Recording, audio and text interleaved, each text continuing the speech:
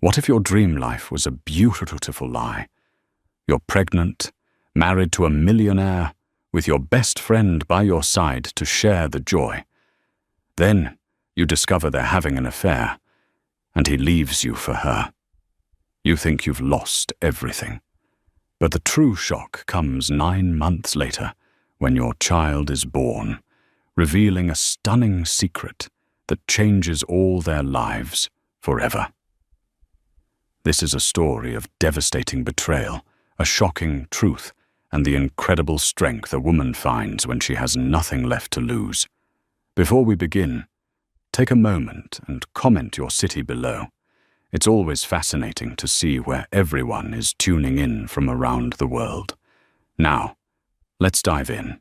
The scent of money was the first thing you noticed in our home. It wasn't the vulgar stench of new bills, but something more subtle, more deeply ingrained. It was the crisp, clean fragrance of lilies that were replaced every 2 days, the faint, woody aroma of the polished mahogany that lined the library, the almost imperceptible hint of chlorine from the infinity pool that overlooked the sprawling Los Angeles skyline.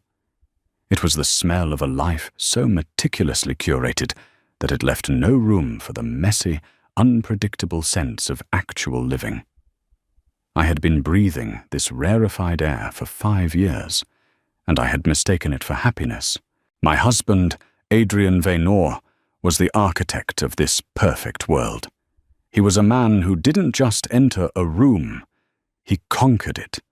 With a jawline that seemed carved from granite and eyes the color of a stormy sea, he possessed a gravitational pull that was impossible to resist. He had built his tech empire from the ground up, a fact he never let anyone forget.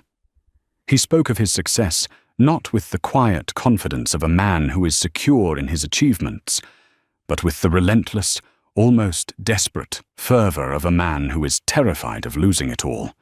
He was a brilliant, driven, and deeply complicated man, and I, Selena Ward, was his most prized possession. Our love story, as Adrian liked to tell it at dinner parties, was a whirlwind.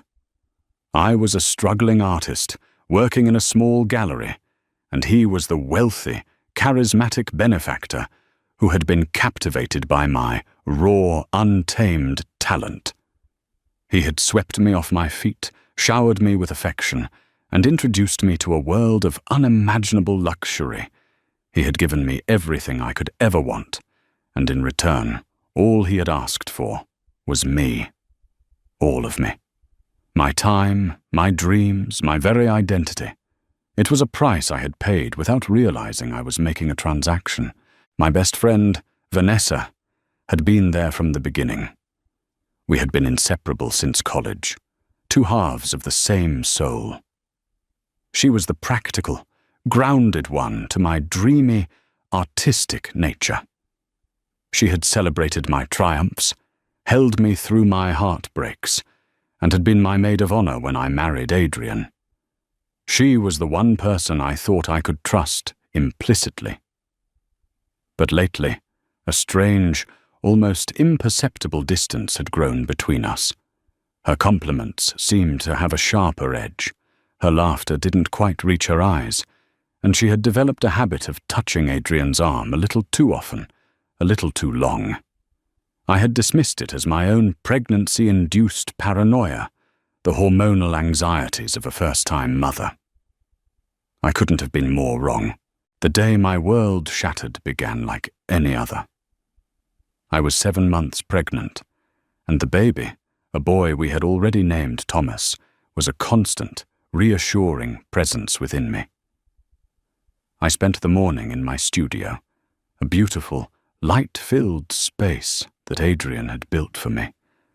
But the canvases remained blank. My inspiration, once a raging fire, had dwindled to a faint, flickering ember. Adrian had always praised my work, but he had also subtly steered me away from the raw, emotional pieces that had once been my signature, encouraging me to create more commercially viable art. He had turned my passion into a hobby, another beautiful accessory in our perfect life. That afternoon, Vanessa came over. She was a vision in a crisp white dress that hugged her slender frame, her blonde hair styled in a way that was eerily similar to how I used to wear mine. She brought me a gift, a ridiculously expensive baby blanket from a designer boutique. "I just wanted to see how you were doing, sweetie," she said, her voice a little too bright, a little too cheerful. "You've been so quiet lately." We sat by the pool, the city stretching out before us like a glittering tapestry. We talked about the baby, the nursery, the upcoming baby shower. But the conversation felt stilted, rehearsed. There was an unspoken tension in the air, a secret that hung between us, thick and suffocating. Later that evening, Adrian came home late. It had become a common occurrence. Long meetings and last-minute business trips his constant excuse. He kissed me, a brief, perfunctory peck on the cheek, his mind already elsewhere.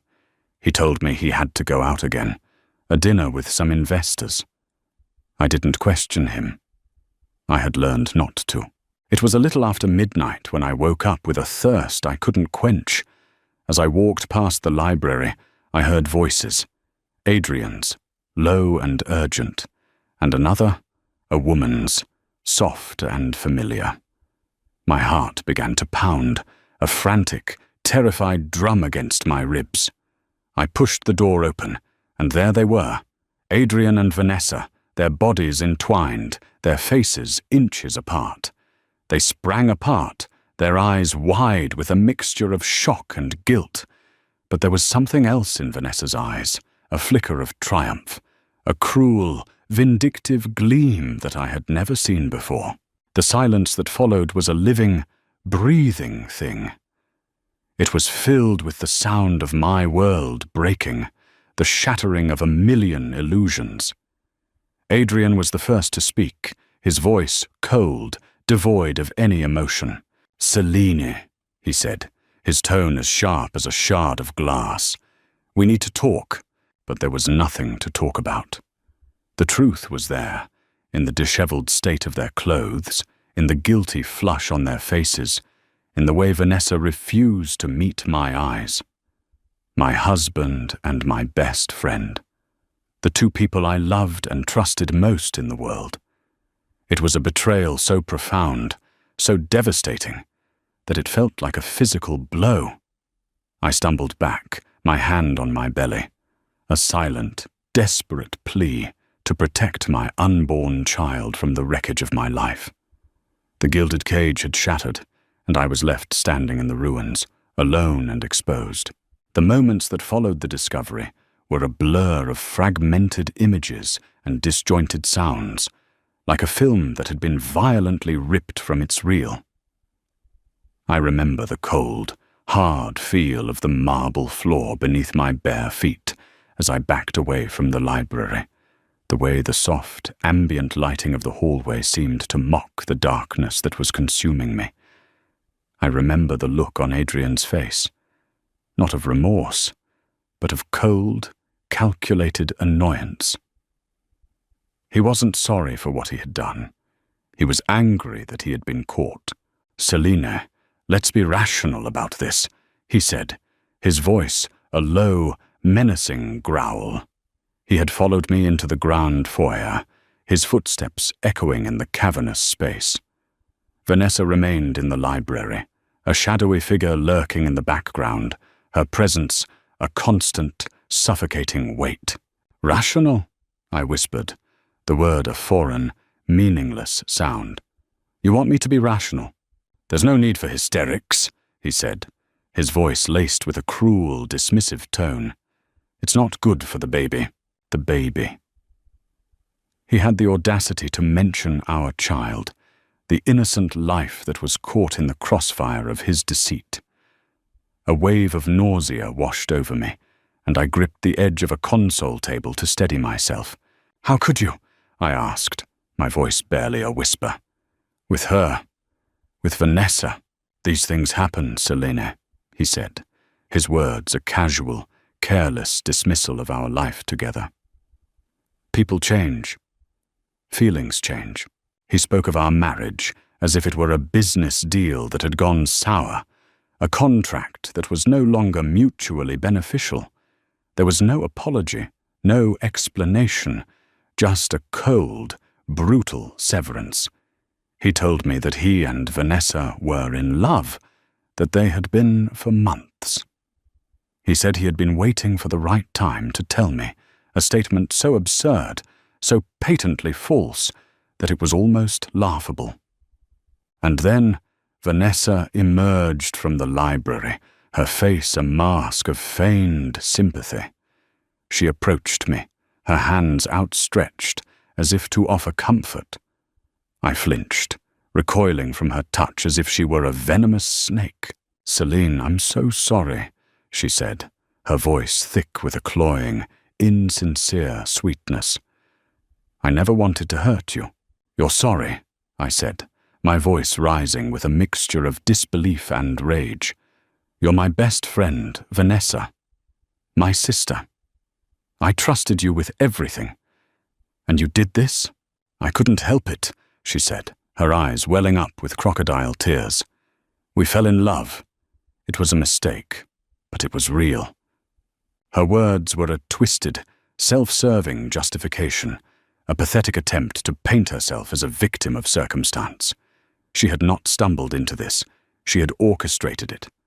I saw it all now, the subtle manipulations, the carefully planted seeds of doubt, the way she had slowly, methodically, driven a wedge between me and Adrian.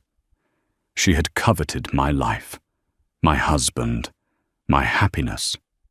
And now, she had it all. The rest of the night was a living nightmare. Adrian, ever the pragmatist, immediately began to discuss the logistics of our separation. He spoke of lawyers and divorce settlements, his voice as cold and impersonal as if he were discussing a corporate merger. He told me that he would be generous, that he would provide for me and the baby. But his generosity was a weapon, a tool to control me, to silence me. He wanted a clean, quiet divorce, one that wouldn't tarnish his public image or disrupt his carefully constructed life. I was in a state of shock, my mind unable to process the enormity of what was happening. I felt like a spectator in my own life, watching as it was dismantled, piece by piece. I didn't cry. I didn't scream. I was numb, a hollowed-out shell of the woman I had once been. The next morning, I woke up in our bed, the sheets cold and empty beside me. For a fleeting moment, I thought it had all been a bad dream. But then the reality of it came crashing down on me, a suffocating wave of grief and despair. I packed a small bag, my hands moving with a slow, robotic precision. I took only what was mine, the few personal belongings that hadn't been curated by Adrian. My old, paint-splattered clothes, a handful of well-worn books, a small framed photograph of my parents. As I was leaving, Adrian appeared in the doorway, his face a mask of cold indifference. He handed me a check, the amount so large it was obscene. "This should be enough to get you started," he said, his voice devoid of any emotion. "My lawyer will be in touch." I looked at the check, at the neat, precise signature that had once been a symbol of our shared life. And then I did something that surprised us both. I tore it in half, the sound a small, satisfying rip in the oppressive silence. "I don't want your money, Adrian," I said, my voice shaking but firm. "I don't want anything from you." For the first time, I saw a flicker of something in his eyes, a brief, unguarded moment of surprise. But it was gone as quickly as it had appeared, replaced by his usual, impenetrable mask. I walked out of that house, out of that life, without looking back. The gilded cage had been my prison, but it had also been my home. And now I was homeless, adrift in a world that suddenly felt cold and hostile. The shattering was complete. I had lost my husband, my best friend, my home, my future. All I had left was the tiny, fragile life growing inside me, a silent, unknowing witness to the devastation of our world. The first few weeks after I left Adrian were a blur of grey, a monotonous, soul-crushing expanse of time. I was adrift in a sea of grief, the waves of betrayal and despair crashing over me with a relentless, unforgiving force. I had moved into a small, nondescript apartment in a quiet, tree-lined neighborhood on the other side of the city, a place so far removed from the opulent world I had once inhabited that it felt like another planet.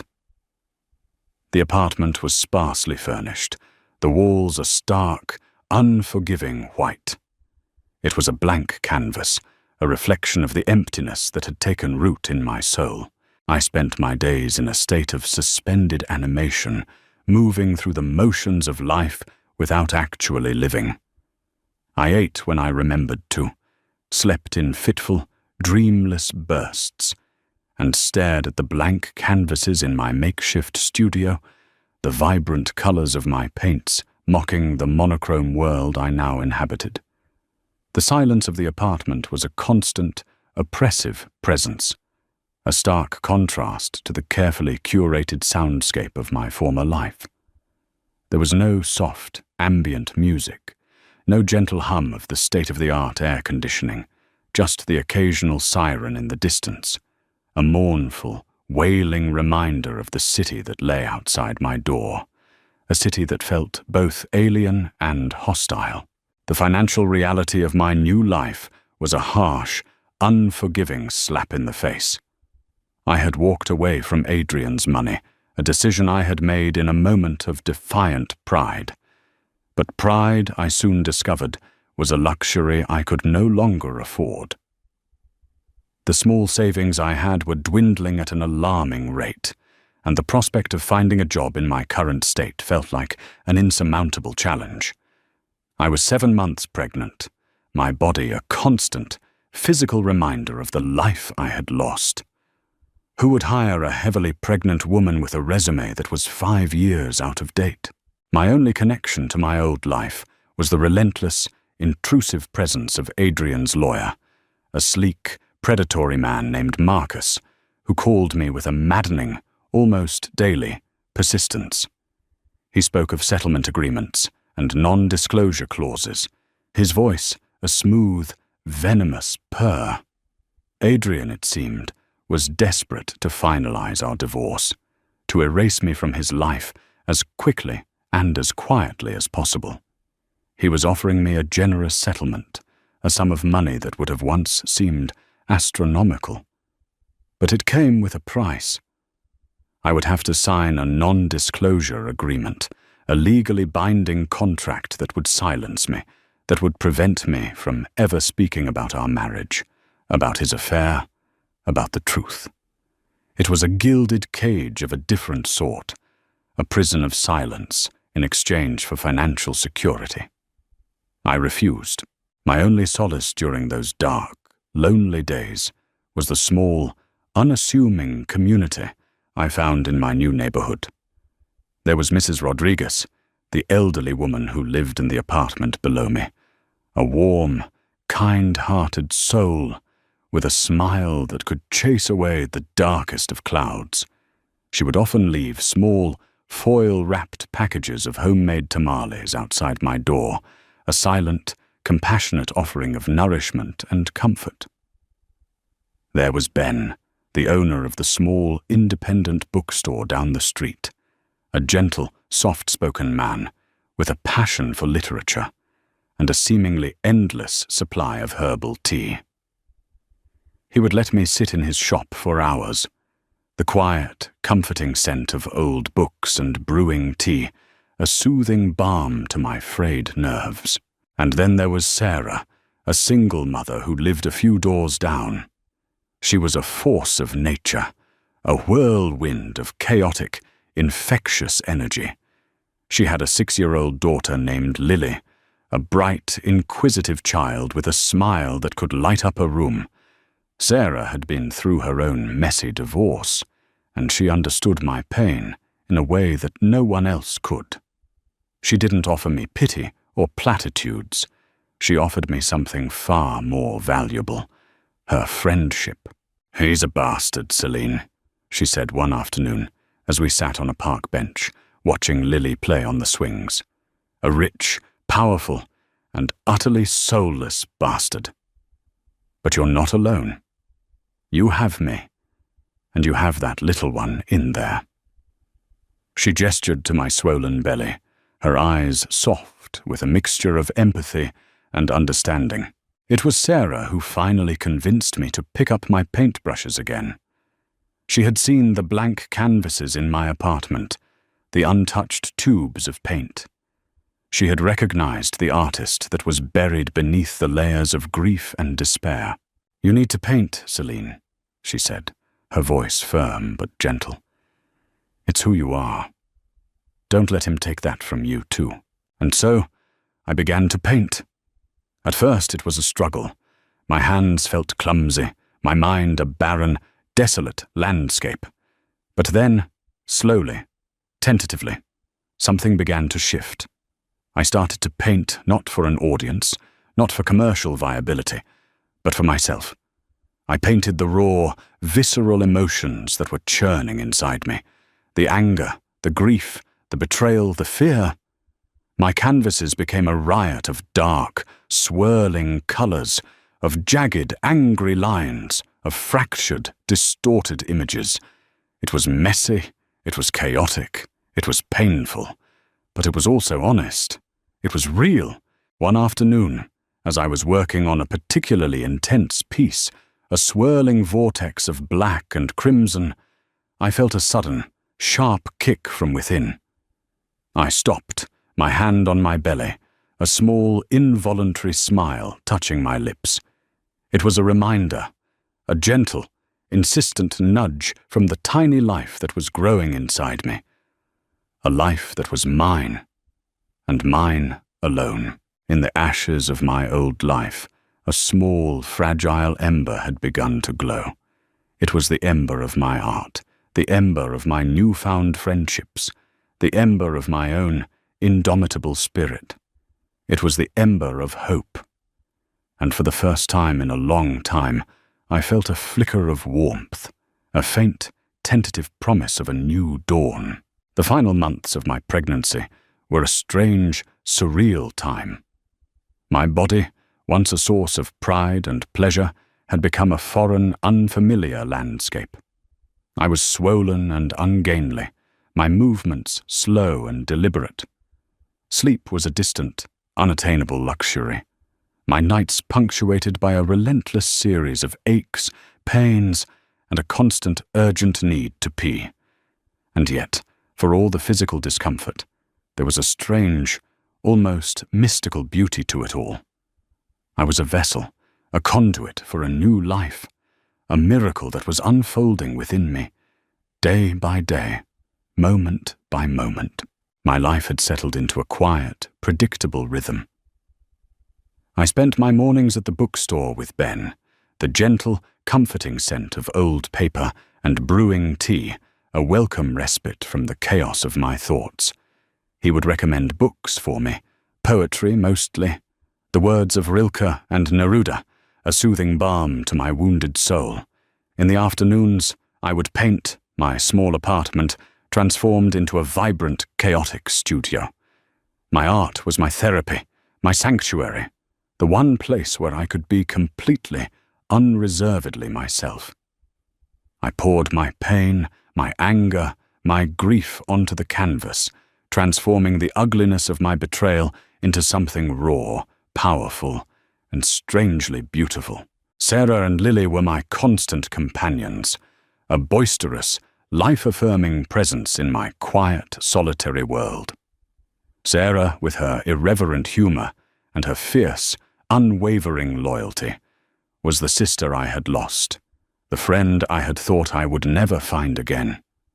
Lily, with her innocent, wide-eyed wonder and her endless, unanswerable questions, was a constant, joyful reminder of the life that was about to enter my world. One evening, as Sarah and I were sitting in my apartment, surrounded by the comforting clutter of my art supplies, she showed me an article on her phone. It was from a glossy, high society magazine, a fawning, sycophantic piece about Adrian and Vanessa. There was a picture of them at some charity gala, their arms wrapped around each other, their faces beaming with a practiced, performative happiness. Vanessa was wearing a stunning, emerald green gown, a massive diamond necklace glittering at her throat. Adrian looked as handsome and as powerful as ever, his eyes fixed on the camera with a look of smug, self-satisfied triumph. The article was a nauseating, saccharine tribute to their whirlwind romance, their unbreakable bond. It painted them as a modern-day fairy tale, a story of two people who had defied the odds to find true love. There was no mention of me, of our marriage, of the child I was carrying. I had been erased, a footnote in the grand, sweeping narrative of their perfect life. A wave of hot, bitter anger washed over me. It was a familiar, unwelcome feeling, a toxic cocktail of rage and resentment that I had been trying so hard to overcome. "I hate them," I said, my voice a low, venomous hiss. "I hate them for what they did to me. I hate them for being so happy." Sarah took my hand, her grip firm and reassuring. "They're not happy, Celine," she said, her voice soft but firm. "Look at them. Really look at them. It's all a performance, a carefully staged, beautifully lit lie. They're playing a part, and they're playing it for an audience. You, on the other hand, you're living. You're creating. You're about to bring a new life into this world. That's real. That's what matters." Her words were a lifeline, a much-needed dose of perspective. She was right. My life was small, it was messy, it was imperfect, but it was also authentic. It was mine, and it was a life that was about to be filled with a love so profound, so all-encompassing, that it would eclipse the shallow, performative happiness of Adrian and Vanessa. The final weeks of my pregnancy were a different kind of labor, a slow, arduous process of shedding the old, broken pieces of myself and embracing the new, stronger woman I was becoming. I was no longer the fragile, dependent creature who had lived in Adrian's gilded cage. I was a survivor, a warrior, a mother. I went into labor on a warm, sunny afternoon in late September. It was a long, difficult birth, a grueling, 24-hour marathon of pain and exhaustion. But through it all, Sarah was by my side, a constant, unwavering source of strength and support. She held my hand, she wiped my brow, she whispered words of encouragement in my ear. She was my coach, my cheerleader, my sister, and then, finally, after what seemed like an eternity, he was here. A tiny, perfect, beautiful boy. He had a shock of dark hair, just like his father, and a pair of wide, curious eyes that seemed to take in the world with a quiet, solemn wisdom. I held him in my arms, his small, warm body a solid, reassuring weight against my chest. And in that moment, all the pain, all the anger, all the grief, it all just melted away. All that was left was love, a love so fierce, so powerful, so all-consuming, that it took my breath away. I named him Leo. Not Thomas, the name that Adrian had chosen, the name that was a ghost of a life that no longer existed. But Leo, the lion, a symbol of strength, of courage, of resilience. He was my son, and he was my salvation. The first few days of Leo's life were a whirlwind of joy and exhaustion. He was a perfect, beautiful baby, a tiny, miraculous creature who had somehow managed to heal the broken pieces of my heart. He was a quiet, contented baby, his days a peaceful, predictable rhythm of sleeping, eating, and staring at the world with a wide, solemn curiosity. I was completely, utterly, and irrevocably in love, but on the third day, a small, dark cloud began to gather on the horizon of my newfound happiness. The pediatrician, a kind, gentle woman named Dr. Evans, came to my room with a look of concern on her face. She told me that she had noticed something during Leo's routine examination, a small, almost imperceptible detail that had given her pause. "It's his heart," she said, her voice soft and gentle. I heard a faint murmur. "It's probably nothing, just a common, harmless sound that many newborns have. But I'd like to run some tests, just to be sure." A cold, sharp sliver of fear pierced through the warm, fuzzy bubble of my maternal bliss. I tried to reassure myself that she was right, that it was probably nothing. But a deep, primal instinct, the fierce, protective love of a mother for her child, told me otherwise. The tests were a blur of beeping machines, hushed voices, and the cold, sterile smell of the hospital. I held Leo in my arms, my body a shield against the frightening, unfamiliar world that surrounded him. I whispered to him. I sang to him. I prayed with a fervor I hadn't known I possessed. The results came back the next day. Dr. Evans sat on the edge of my bed, her face a mask of gentle, compassionate sympathy. She told me that Leo had a rare congenital heart defect, a condition called tetralogy of Fallot. It was a complex, serious condition that would require open-heart surgery. The words hit me with the force of a physical blow. I felt the air leave my lungs, my world tilting on its axis. Open-heart surgery on my tiny, fragile, perfect baby. It was a nightmare, a cruel, unthinkable twist of fate. But there was more.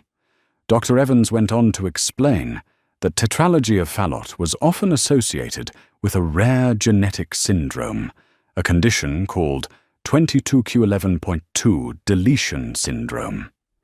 It was a chromosomal disorder that could cause a wide range of health problems, from heart defects and immune system issues to developmental delays and learning disabilities.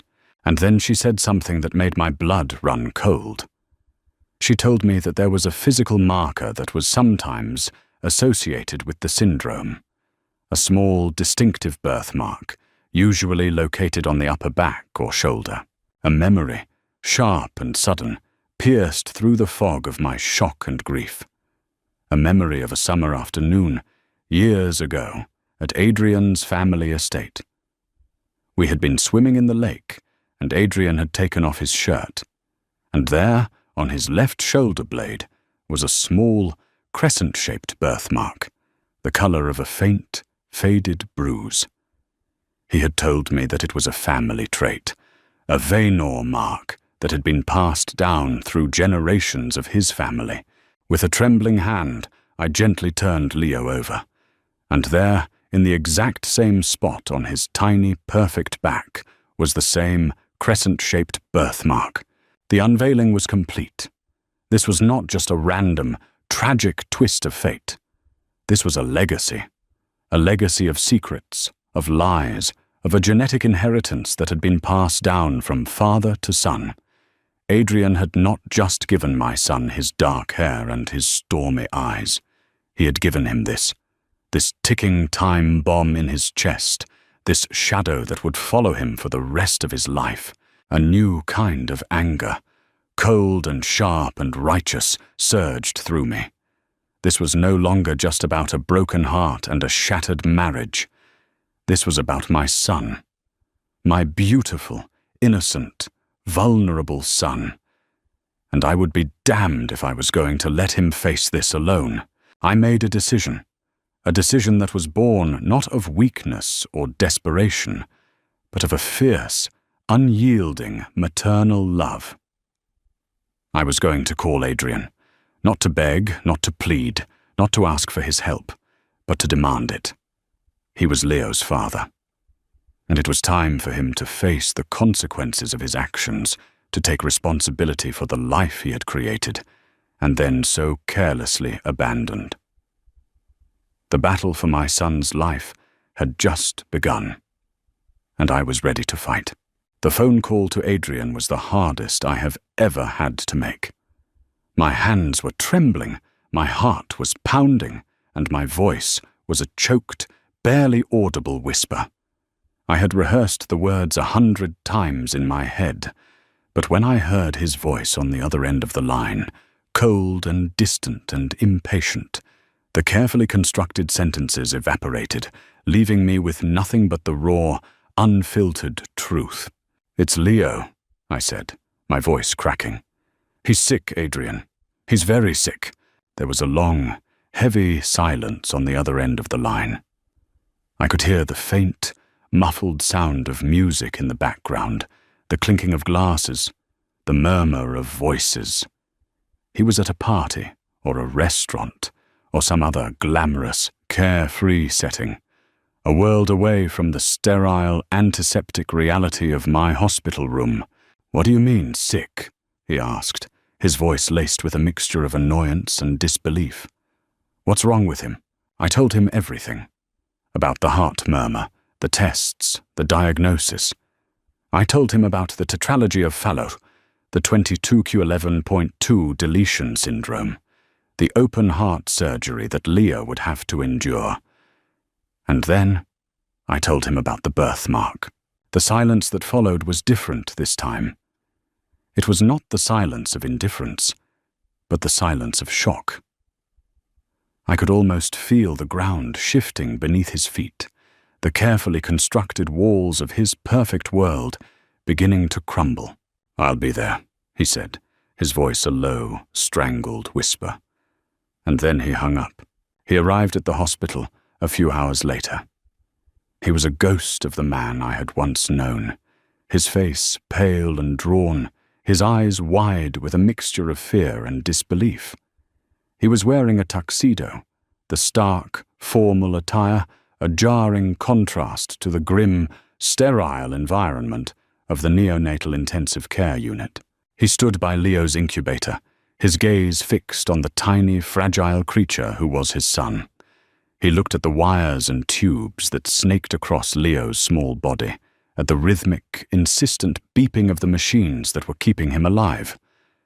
And for the first time since I had known him, I saw Adrian Vaynor, the master of the universe, look small. He didn't speak for a long time. He just stood there, his hands pressed against the glass of the incubator, his shoulders slumped in a posture of utter defeat. And then he began to weep. Not the loud, performative sobs of a man who is seeking attention, but the silent, shoulder-shaking tears of a man whose soul is breaking. The reckoning had begun.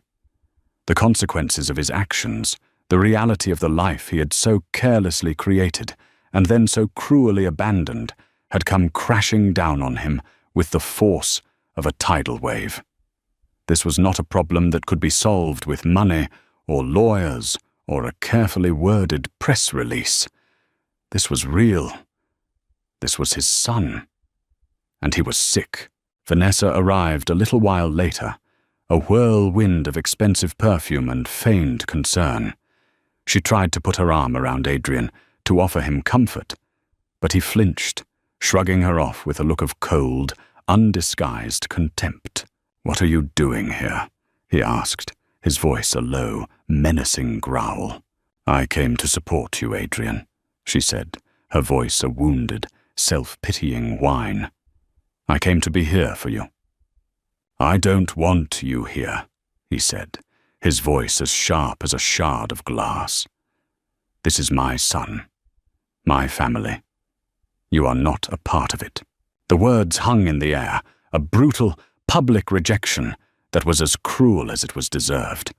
Vanessa's face crumpled, her carefully constructed mask of composure shattering into a million pieces. She turned and fled, her stilettos clicking a frantic, desperate rhythm on the polished linoleum floor.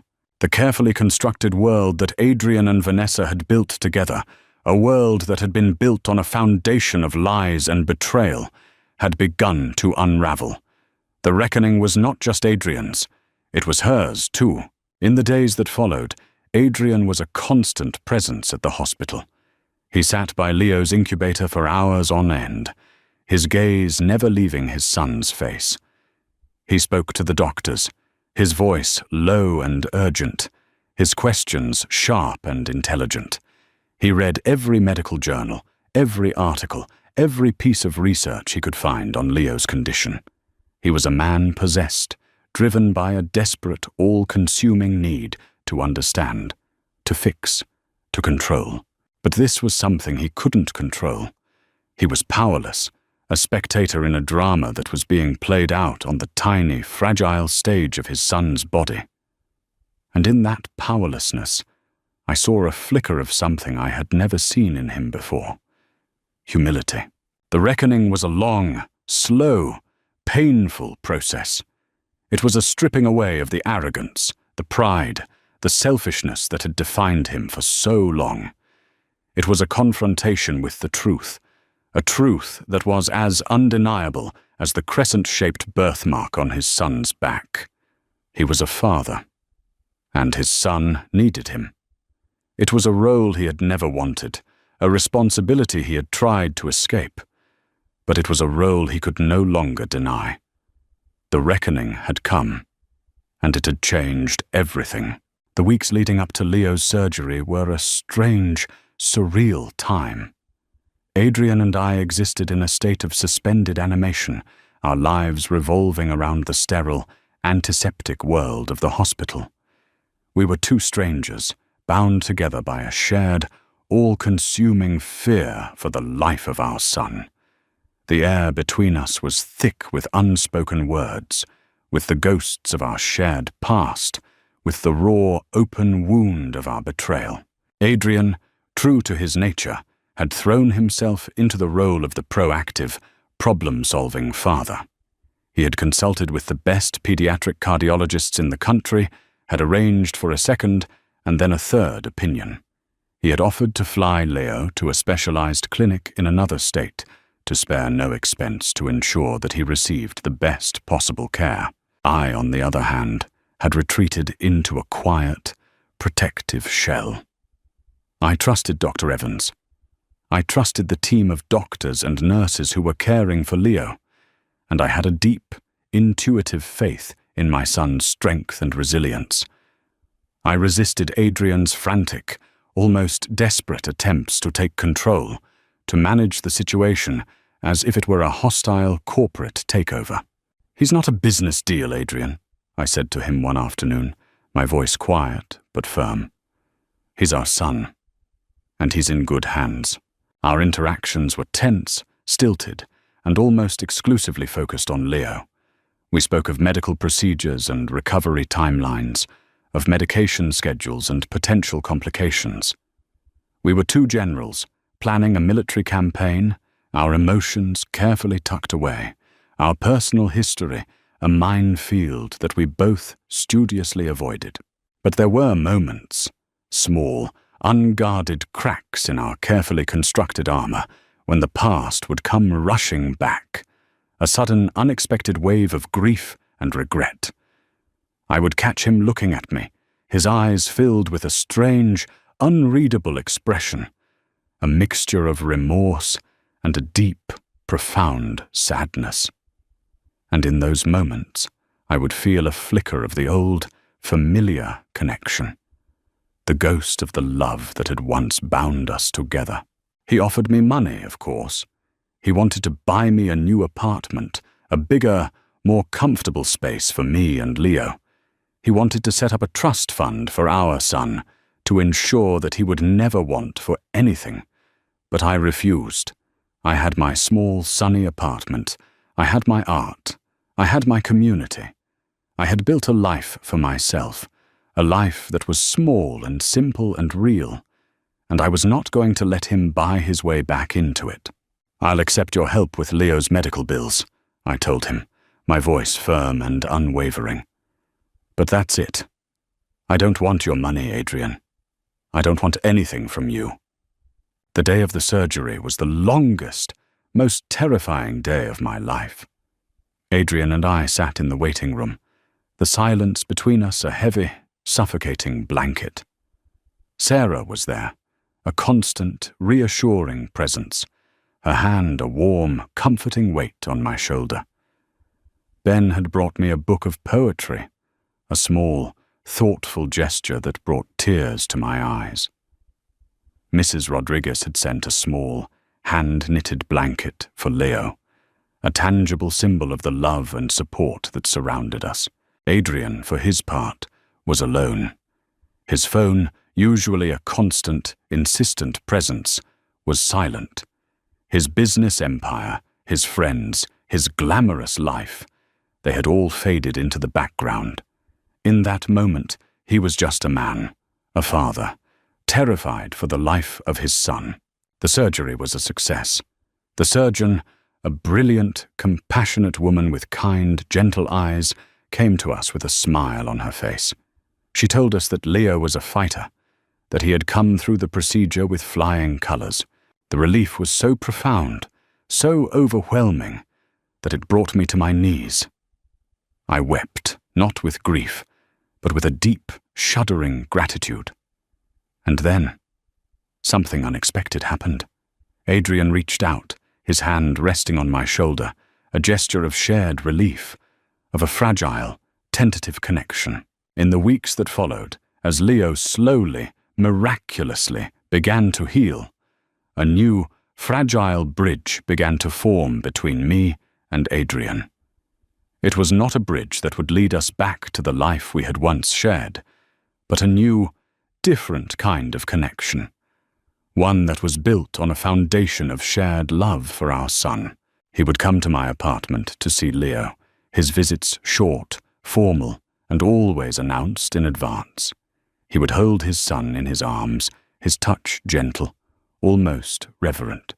He would talk to him, his voice a low, soft murmur, a stark contrast to the booming, confident tone he used with the rest of the world.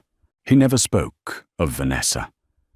I had heard through the grapevine that she was gone, that their perfect, fairy tale romance had imploded under the weight of their shared deceit.